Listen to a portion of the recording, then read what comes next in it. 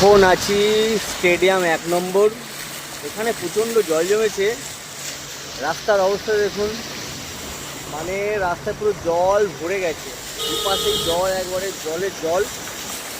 আমি জানি না কী করে লোক বাড়ি যাওয়া আসা করবে, আমি জানি না আমি কি করে বাড়ি যাব। বাট দাদা যে গাড়ি চালাচ্ছে, দাদা কিন্তু সত্যি দায়িত্ব করে আমাকে নিয়ে যাচ্ছে। আমি জানি না আমি কী করে বাড়ি আসতাম আজকে। অবস্থা দেখুন, এখানকার রাস্তা পুরো জলে ভরে গেছে। এইভাবে কি মানুষ যাওয়া আসা করতে পারে? মানুষ কাছ থেকে বাড়ি ফিরবে কী করে, আপনারা একবার ভাবুন।